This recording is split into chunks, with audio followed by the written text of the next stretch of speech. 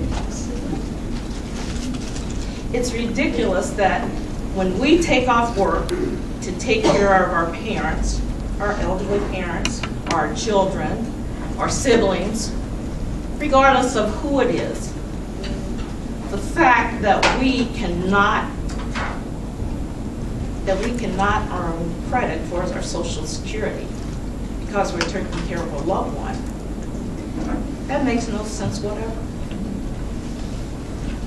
Okay, that's just one piece of the issue.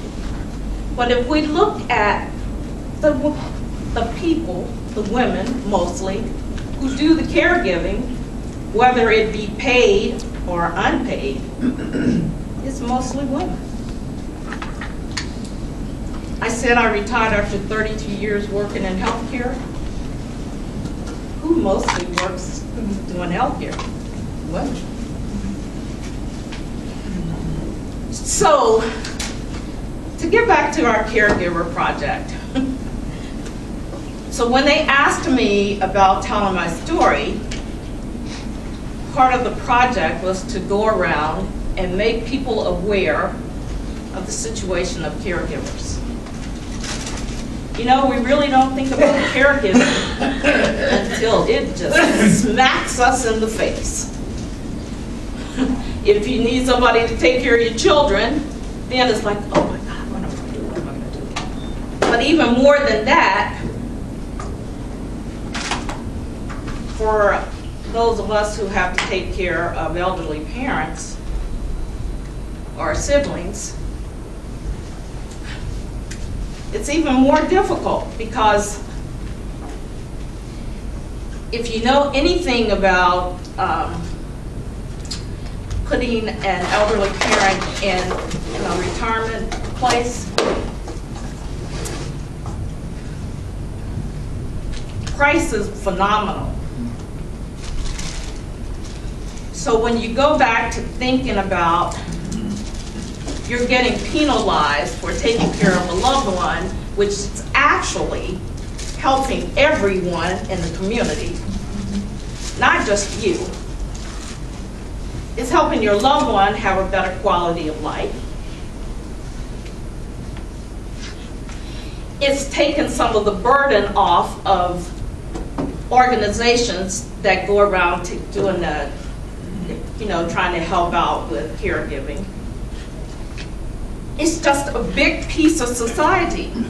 And the interesting thing, last week I was doing one of the caregiver circles, which I'll explain in a few minutes, at one of the retirement homes, and a 100-year-old lady said to me, Pat, you really need to change that title.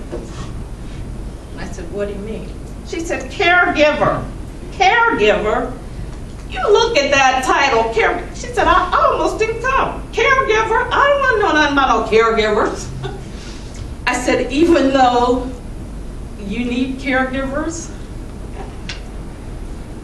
She said, most people think that doesn't affect them. She said, this room should be filled. Everybody in this community should be here at this meeting. But because you have that title, caregiver, on the top, it turns people off. It's just not something people want to think about. They don't want to think about caregivers. And it's ridiculous because caregivers are the people that we use, that we need to take care of our loved ones. It's crazy. And even if you're in a situation right now, which I have heard a lot during this campaign, well, that really just, I'm just not in that situation. I had one young person tell me when I was asking her to tell her story, oh, Pat, I just don't see that I have a story. I said, well, let me tell you what your story is.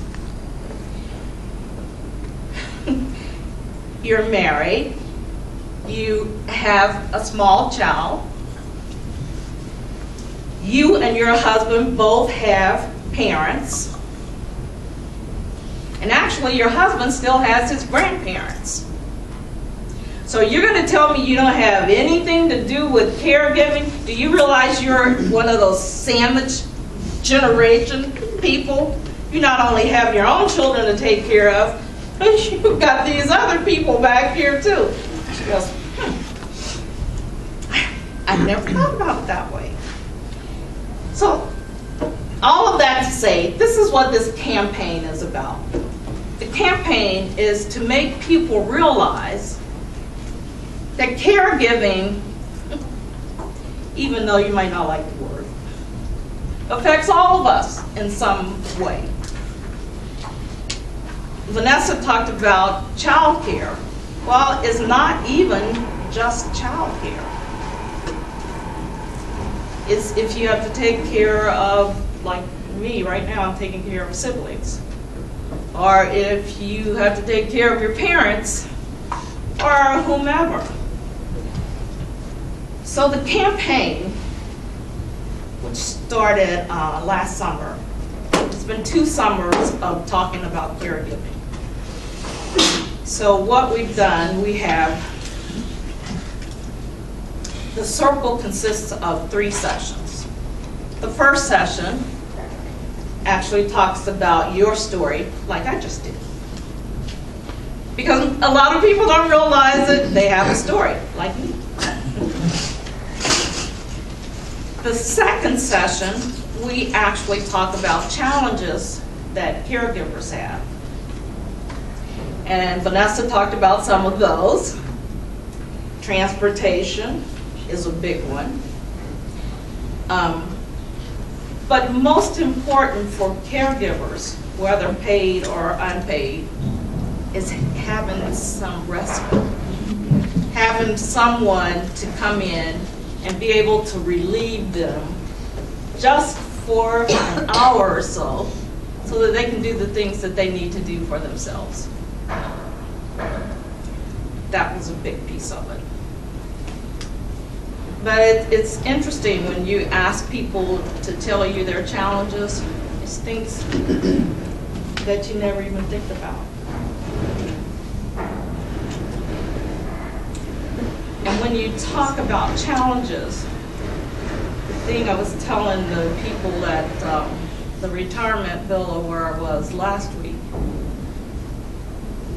we often hear these stories about how people, well, for example, my mother telling me she never wanted me to put her in a nursing home, which was surprising to me. She was telling me because I was the youngest. But you hear all these horrific stories about nursing homes. But let's think about that for a minute. The people in the nursing homes make the least amount of money. We've been in a fight right now. We're trying to get, in Ohio, we're trying to get the minimum wage up to $10.10. But nationally, we're asking for minimum wage to be $15. Good. Now, the reason I'm bringing that up is because you hear all of these horrific stories about how terrible nursing homes are and how awful it is. But let's look at the people that work there. You have these mothers, mostly women, who have so many issues of their own because they're not making enough money. So when they're at work taking care of your loved ones, they're worried to death about what's going on in their home. Especially if they had to leave their child with somebody next door that they didn't even know. These are things that we never think about. These are the people that we actually have taking care of our loved ones. Most of them are women, and a good number are African Americans. I'm not going to go into a whole lot of detail, but the packet that we handed out has some of that information in it. The third circle of the third meeting of the circle talks about solutions. what can we do to make the life of a caregiver better? And as I was telling the members of my own congregation, when we talk about this, I'm not just talking about those paid caregivers I just got finished talking about. What about the people in our community that just need that respite care? That just need that 1 hour for somebody to come and relieve them so that they can just run and do an errand. So when we talk about caregivers, you have to look at the complete gamut. Is there someone in your congregation, for example, that would appreciate you just taking a minute, taking an hour, giving them a few minutes so that they can do something? Or, I talked about my situation about not having enough credits for caregiving. Right now, there's a caregiver credit that has been introduced into the House of Representatives, where if you actually help to take care of a loved one for 5 years, you can get credit towards your Social Security. If you're interested in that, I can give you more information. Or, last but not least, if you were like me and you're just trying to figure out how to get your loved ones taken care of, how to spread yourself thin enough so you can get to everybody, let's think about seriously, what can we do to make life easier on each and every caregiver? Thank you.